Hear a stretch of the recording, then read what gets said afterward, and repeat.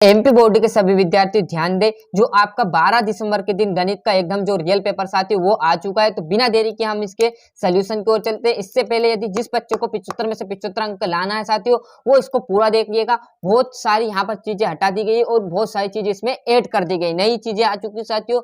तो आपको आंसर लिख लेना है, मैंने टिक मार्क लगा दी, ऐसा नहीं आपको यहाँ पर क्वेश्चन बता दिया आंसर नहीं, आंसर भी साथ में आपको प्रोवाइड कराने वाला हूँ। द्विघात बहुपद में बहुपद की घात होती 2, यहाँ पर देखोगे का कोई हल नहीं होगा, ये इसमें 8 आ जाएगा।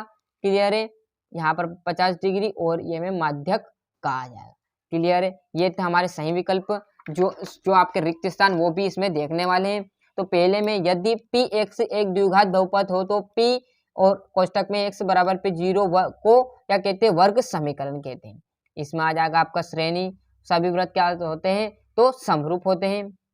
और चौथे की बात करूं, उन्नयन कोण, और कोण थीटा वाले त्रिज्यखंड का क्षेत्रफल है क्या है, पाई आर स्क्वायर थीटा बटे 360, और बेलन का आयतन का 1/3 पाई आर स्क्वायर एच। सही जोड़ी विभक्त कर शून्य है, तो ये क्या आ जाएगा आपका मूल समान वास्तविक। समरूप होते हैं क्या होते हैं, सभी समबाहु त्रिभुज क्या होते हैं, समरूप होते हैं। यहाँ से इसका अच्छे से स्क्रीनशॉट ले लीजिए। एक वाक्य की बात करें साथियों, तो यहाँ पर विभक्त कर आ जाएगा 1/4, 1/3, 1/4 समांतर श्रेणी है या नहीं, तो बिल्कुल नहीं है। क्लियर साथियों, वह रेखा क्या कहलाती, जो हमारी आंख से करती है, क्या कहलाती, हमारी आंख से सीधे भूमि के समांतर आपका जो है प्रतिबिंब या आंख से बनाती है, तो क्षैतिज रेखा कहलाएगी। 2 आ जाएगा इसमें। और यहाँ पर आपका 6a² सभी वृत्त होते हैं समरूप। क्लियर है, सत्यासत्य में पहला आपका सत्य, दूसरा है समांतर श्रेणी के पद सदैव बढ़ते क्रम में होते हैं, तो ये बात असत्य है क्योंकि बढ़ते क्रम में नहीं होते है ना। समकोण त्रिभुज क्या है, समकोण त्रिभुज के कर्ण सबसे बड़ी भुजा है, तो बिल्कुल सत्य, कर्ण हमेशा बड़ी भुजा रहती है।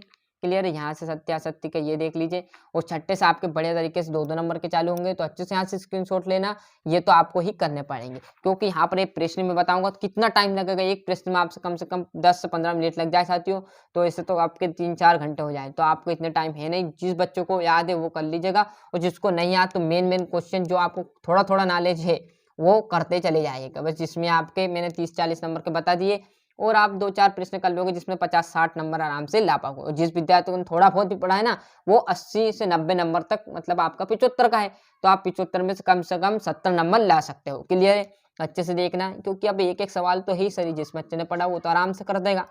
ये 12 प्रश्न तक 13 हो गया।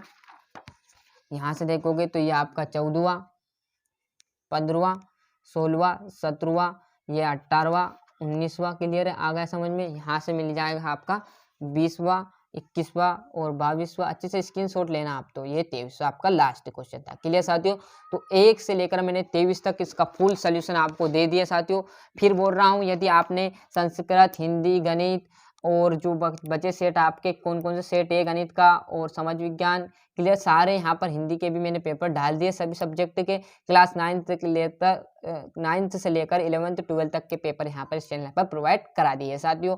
यदि आपका भाई कोई 9th में, 11th-12th में, उनको चैनल की लिंक पहुंचाइए तथा उन्हें भी वीडियो देखने को बोलिएगा, क्योंकि पेपर पूरे लीक हो चुके। ऐसा नहीं हो कि आप और आपके दोस्त और भाई रह जाए है ना साथियों, और सब अच्छे से अंक लाने में जुड़ जाए। तो अच्छे से स्क्रीनशॉट ले लिया होगा। मिलते हैं इसके अगले वीडियो में, जब तक के लिए हमारे चैनल को फटाफट सब्सक्राइब जरूर कर लीजिएगा।